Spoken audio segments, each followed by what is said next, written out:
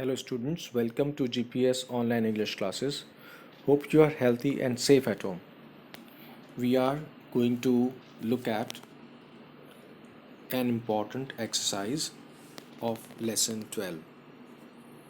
जो verbs पर lesson है उसकी एक important exercise को हम करने वाले हैं.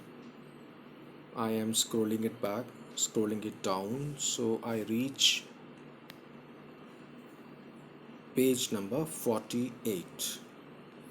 इस पेज नंबर 48 पर ओपन अप कर लीजिए आप अपनी बुक को.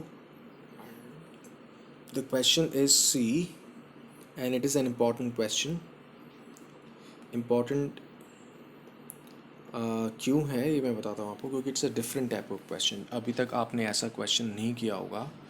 बेस्ड है ये ऊपर वाली एक्सरसाइजेस पर ही जो हमने टॉपिक्स किए हैं वर्ब को लेकर. ऑलराइट, या उससे पहले भी जो हम पढ़ चुके हैं पार्टिसिपल जेरेंड वगैरह सब कुछ उससे रिलेटेड होंगे ये questions. So get ready with a pencil or a pen to note down important instructions. Pay attention. Alright, let me read it out for you. Your brother met with an accident. एक hypothetical situation ली है, मतलब एक ऐसी situation ली है जिसमें कि मान लिया जाता है, सपोज कर लिया है तुम्हारे ब्रदर का एक एक्सीडेंट हो गया है and sustained, और तुम्हारे भाई को sustained serious injuries, उसको गहरी चोट गंभीर चोट आ गई है. You being elder to him, आप उससे बड़े होने की वजह से या बड़े होते हुए had to take care of him, उसका आपको ध्यान रखना पड़ा. In doing so, ऐसा करते हुए you overlooked the invitation to attend the birthday, तुमने ध्यान नहीं दिया या तुम्हारे ध्यान से हट गया एक इनविटेशन निमंत्रण एक बर्थडे को अटेंड करने के लिए. Alright, birthday party of your best friend, जो आपके बेस्ट फ्रेंड की वो बर्थडे पार्टी है, आप भूल गए कि इनविटेशन भी आपको मिला हुआ था. You've written a letter, तुमने एक लेटर लिख दिया है to your friend, अपने फ्रेंड को, apologizing, माफ़ी मांगते हुए, apologizing to him, उससे माफ़ी मांगते हुए for not joining the party, कि पार्टी ना ज्वाइन करने की वजह से, कि आपने पार्टी को ज्वाइन नहीं किया है, नहीं करने जा रहे हो, नहीं करने के लिए माफ़ी मांग रहे हो उससे. Okay, as the letter is written in a hurry, क्योंकि as means लेटर को लिखा गया है. ओके, जिस हिस्से की जिन सेंटेंसेस जिन वर्ड्स की हिंदी क्लियर नहीं हो, आपको अपने आप करनी नहीं आ रही हो, आप ज़रूर लिखें उसको क्वेश्चन के ऊपर ही. क्योंकि वो लेटर को जल्दी में लिखा गया है, देयर आर मिस्टेक्स, तो इसलिए मिस्टेक्स हैं. अंडरलाइन द मिस्टेक्स, मिस्टेक्स को अंडरलाइन करो. And right the correct word, और करेक्ट वर्ड लिखिए in the space given, space आपको गिवन है. अब देखिए क्वेश्चन को मैं छोटा करके समझा देता हूँ आपको कि इसमें करना क्या है. हर एक लाइन में एक मिस्टेक है, वो सेंटेंस पूरा कंप्लीट हो जाएगा वहाँ पे उस पूरी लाइन, उसे हम ऐसा कहेंगे एक पूरा सेंटेंस है, सामने लाइन लिखी है, उसमें एक मिस्टेक है, उस एक मिस्टेक को हमें अंडरलाइन करना है. मीनिंग सपोज इसमें ये वर्ड है प्रे, ये मिस्टेक है. मैं आपको एक सॉल्ड एग्जांपल बता देता हूँ. यहाँ मिस्टेक है, इस वर्ड को हम अंडरलाइन कर लेंगे बुक में, और करेक्ट उसकी जगह पर क्या आना चाहिए वो हम इस स्पेस में खाली जगह में लिख देंगे. तो ये भी देखते हैं कि क्यों मिस्टेक है वो. Alright, pay attention. अब लेटर को हमने पढ़ना शुरू किया। माय डियर अनिल, मेरे प्यारे अनिल, आई hope and praise that this will find you in a happy mood. मैं उम्मीद करता हूँ और प्रार्थना करता हूँ। अब देखिए आई के बाद जो वर्ब आएगी उसमें कोई वर्ड, कोई एस ई एस कुछ नहीं आना चाहिए। आई होप है तो ऐसे I pray. Okay, I is taken as a plural subject here in this tense. Simple present में हम इसको एस ई एस वगैरह नहीं लगाएंगे। I hope and pray that this will find you in happy mood. तो हम underline कर देंगे प्रेज को और यहाँ पर लिख देंगे pray. Next, you must be annoying with me, तुम मुझसे अनोइंग होंगे। अब देखिए हम इसमें एक ट्रिक ले रहे हैं। जो वर्ड हमको नहीं पता, या सपोज जो मैं बताना चाह रहा हूँ उसको हम इंग्लिश में ऐसे ही मान लेंगे। You must be annoying with me, तुम मेरे साथ अनोइंग होंगे। अब अनोइंग का मतलब तुम मेरे साथ कैसे होंगे, तो हम कैसे का मतलब एडजेक्टिव, कैसा, कैसी। तो इसमें यहाँ पर हम इसको सेकंड फॉर्म या थर्ड फॉर्म बोलते हैं ना इसको हम। तो थर्ड फॉर्म है annoyed. You must B annoyed with me, नाराज।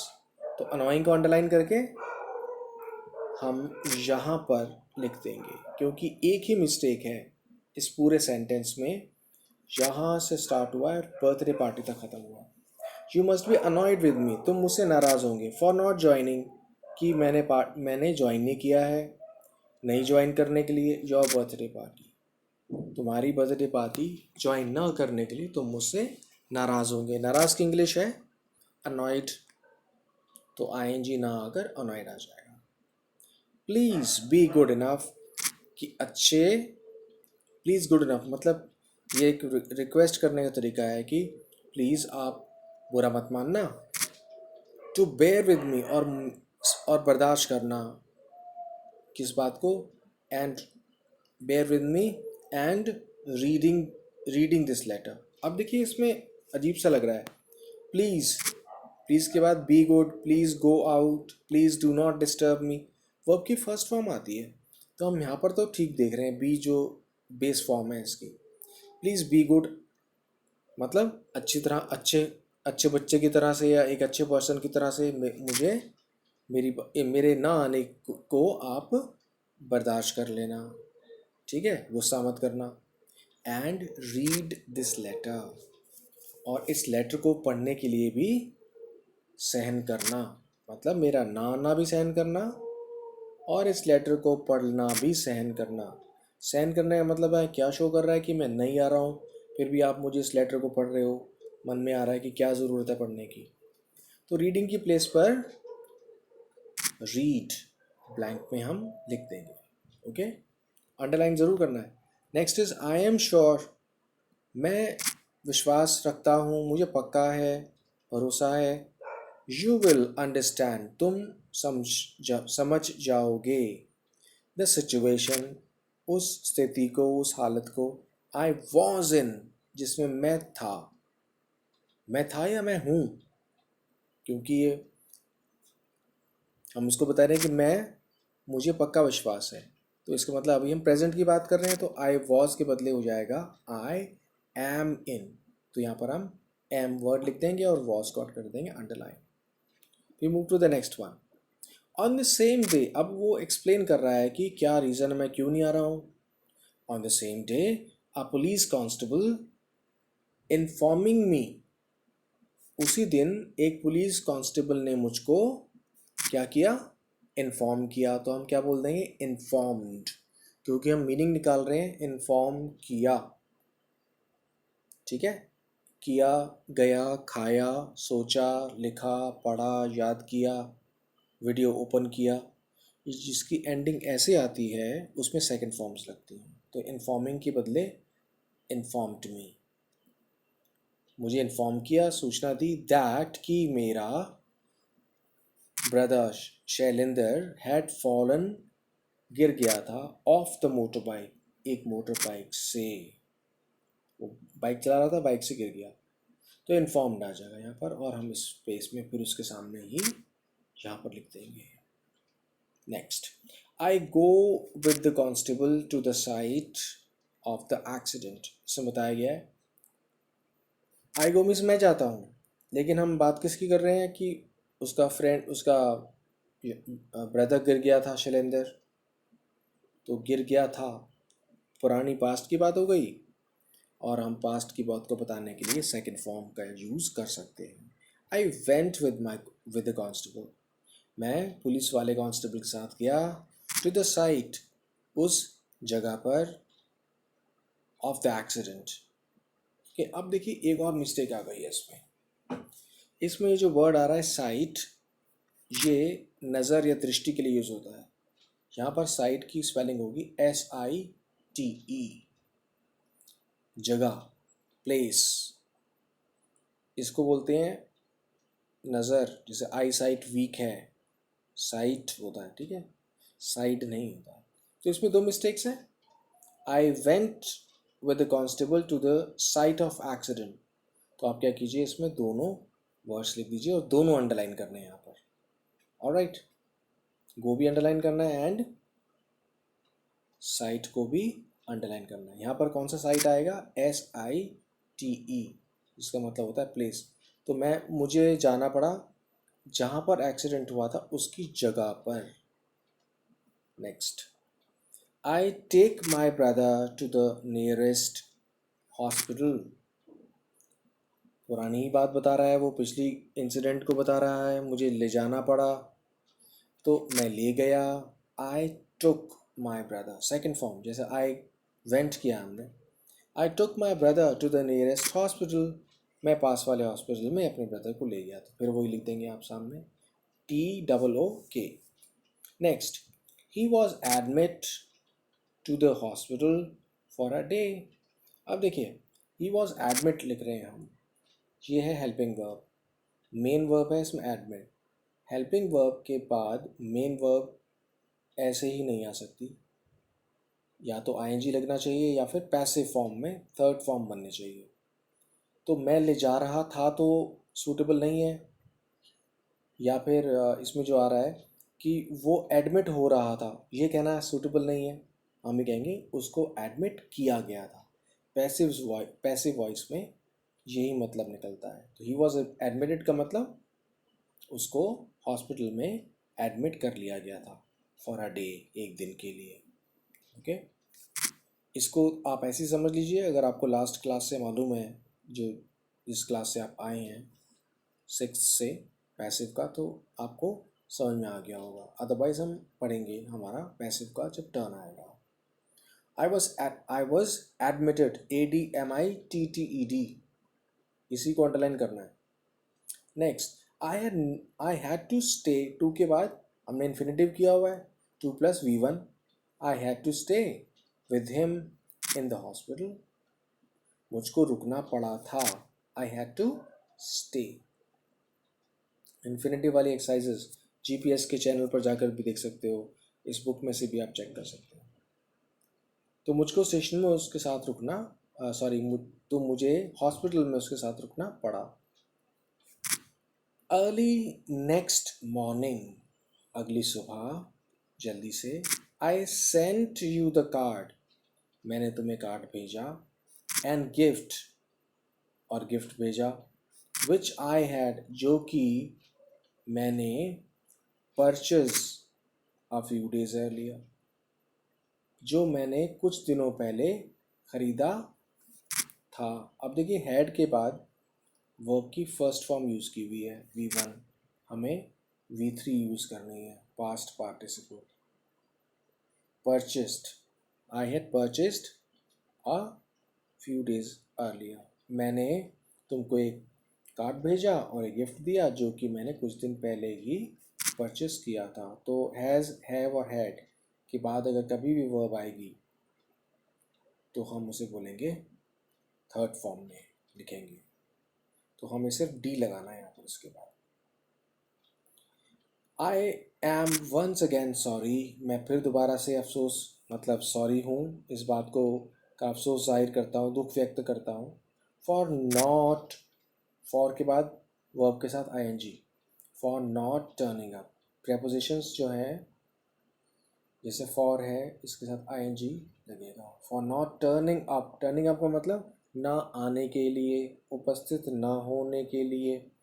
For reasons beyond my control, क्योंकि जो कारण है वो मेरी पहुंच से बाहर है, मतलब इस चीज़ को वो टाल नहीं सकता, ये मतलब हो गया। हेल्पलेस हो गया, मजबूर। तो आप यहाँ पर इसमें फिर टर्निंग, TURNING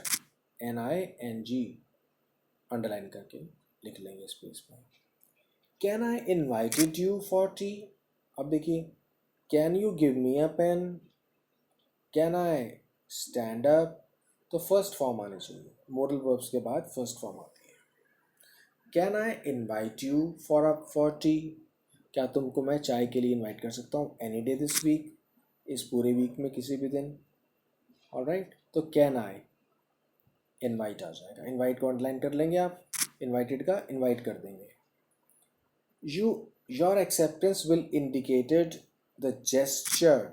अब फिर देखिए, तुम्हारे तुम जब इसको मान लोगे, मतलब स्वीकृति दे दोगे, एक्सेप्ट कर लोगे ये चीज़, ओके, तुम्हारा एक्सेप्टेंस जो कार्ड और गिफ्ट वगैरह दिया है, तुम इसको जो मान लो, ले लोगे, जब रिसीव कर लोगे, विल इंडिकेटेड, फिर बॉटल वर्ब के बाद फर्स्ट फॉर्म आने चाहिए।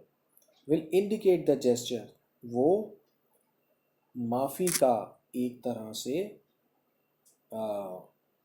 से माफ़ी का जेस्चर होगा। जेस्चर का मतलब होता है कि कोई एक्सप्रेशन, तरीका शो किया गया कि एक तरह से तुम मुझको माफ़ कर दोगे, ठीक है, इसको एक्सेप्ट करके मुझे माफ़ कर दोगे, मैं ऐसे मान लूँगा। विच आई लॉन्ग फॉर, जिसकी कि मुझको इच्छा भी है। योर लविंग फ्रेंड, तुम्हारा प्यारा दोस्त समीर। हमने ये देखा कि इस पूरे एक्सरसाइज में हम हर जगह पर वन वर्ड अंडरलाइन करते आए हैं और एक जगह दो हमने अंडरलाइन किए हैं। ऑलराइट, सो आप इसको बुक में लिख लेंगे अंडरलाइन करके पेंसिल से। फाइन, आपको एक लिस्ट भी मिलेगी वर्ब्स की। वो वर्ब की जो लिस्ट है वो बहुत छोटी सी है और उसमें तीनों वर्ब्स जो हैं वो सेम हैं, जैसे cut cut cut, put put put, ऐसे तीनों वर्ब्स सेम होंगी। इनको आप नोटबुक में लिख लेना। किसको? वर्ब्स को। तो अब आपके पास 3 लिस्ट्स हो गई वर्ब्स की, लिस्ट 1, लिस्ट 2, लिस्ट 3। ये तीनों लिस्ट्स ही आपने अपनी फेयर नोटबुक में नोट डाउन करना है। बुक वाला हिस्सा जो बुक में क्वेश्चंस के आंसर हैं हम बुक में ही करेंगे, इस चीज़ को हमने बुक में ही करना है।